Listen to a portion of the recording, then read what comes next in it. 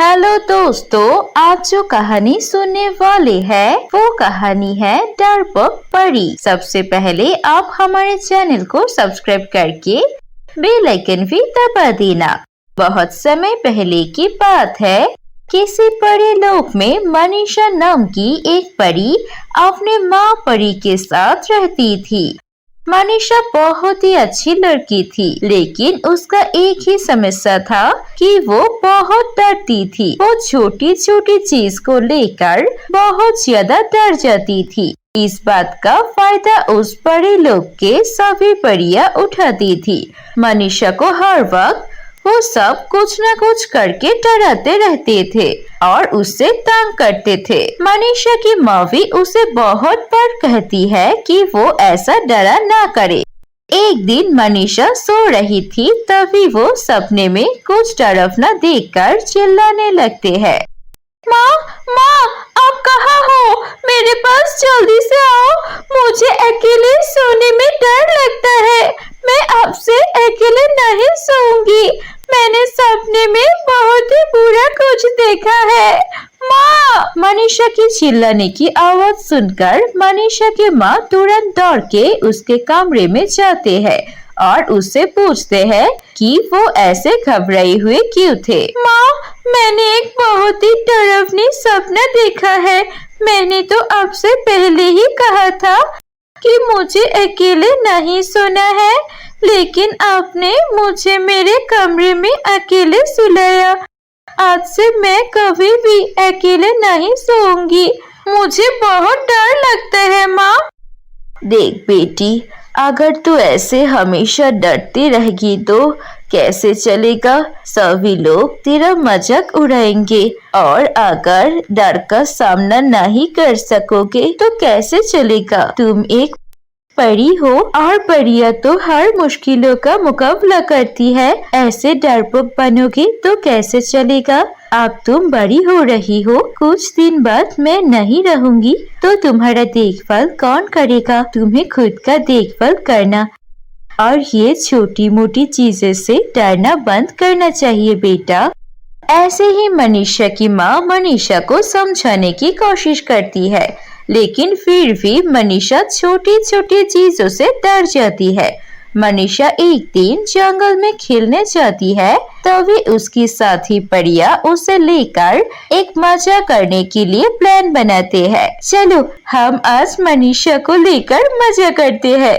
उसका क्या करना, वो तो इतनी डरपोक है, अगर हम कुछ भी करेंगे तो वो डर के भाग जाएगी। यही तो मजा है, जब तक वो डरेगी तो उसे देख के ही हमें मजा आएगा। मैंने घर से एक प्लास्टिक का सांप लाया हूँ। ये सांप उसके ऊपर गिरा देते हैं और देखते हैं कि वो क्या करता है। ये तो बहुत ही अच्छी प्लान है, और अगर मनीषा के साथ हम ऐसा करेंगे तो मनीषा शायद 2 महीने तक डर के मेरा घर से ही नहीं निकलेगी। इतनी बड़ी डरपोक है वो। चलो फिर करते हैं ऐसा, उससे डरते हुए देखने में मजा आएगा। वो सब लोग हंस रहे थे, तभी मनीषा वहाँ पर आती है। अरे तुम लोग अकेले क्यों हंस रही हो? मुझे भी बताओ, मैं भी तुम लोगों के साथ हंसना चाहती हूँ।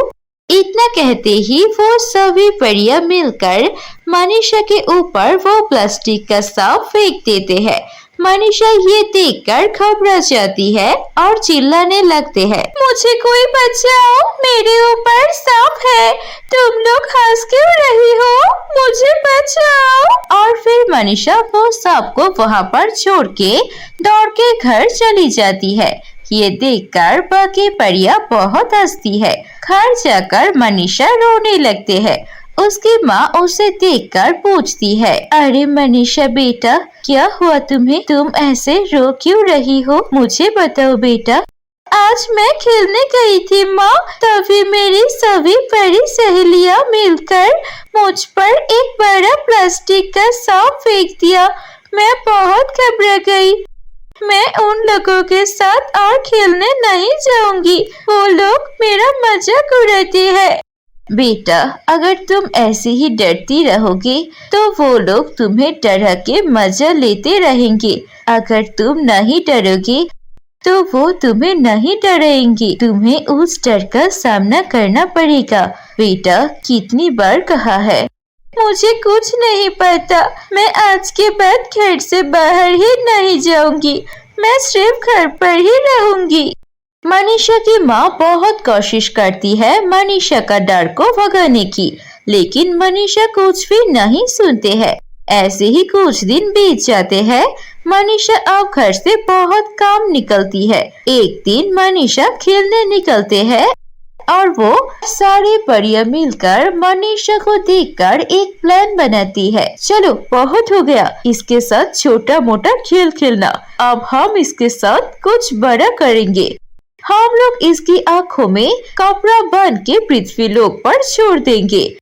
तो फिर देखते हैं वो एक अनजान जगह पर कैसे डर जाती है और कैसे फिर हमारी परी लोक में वापस आती है।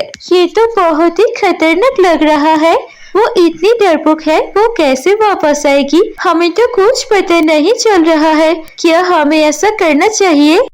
खतरनाक कैसे हुआ? इसकी जैसी डरपोक परी हमारे परी राज्य में रहेगी तो हमारी परी राज्य की बदनामी होगी। अगर वो हमारी परी राज्य में वापस नहीं आएगी तो अच्छा है, और अगर वापस आ गई इसका मतलब है कि वो इतनी बड़ी डरपोक नहीं है, इसलिए हम ऐसा कर सकते हैं।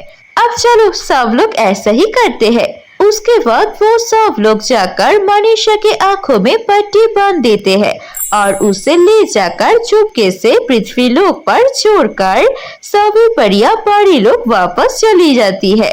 मनीषा को लगता है कि वो अभी खेल रही है। कुछ देर बीत जाते हैं, लेकिन कोई आवाज न आने के कारण मनीषा अपनी आंखों से वो पट्टी निकलते हैं और देखती है वो एक अनजान जंगल में है। और ये देख के मनीषा बहुत घबरा जाती है। वो इधर उधर देखती है, अपने दोस्तों को बुलाती है, लेकिन वहाँ पर कोई भी परी नहीं होता है। मनीषा बहुत रोने लगते हैं। तभी मनीषा को एक जगह पर छोटी बच्ची की रोने की आवाज सुनाई देती है। मनीषा उस रोने की आवाज सुनते हुए उस बच्चे को ढूंढने लगते हैं। कुछ देर ढूंढने के बाद उसे वो बच्चा एक पेड़ के पीछे मिलता है। ये देखकर वो उस बच्चे के पास चली जाती है।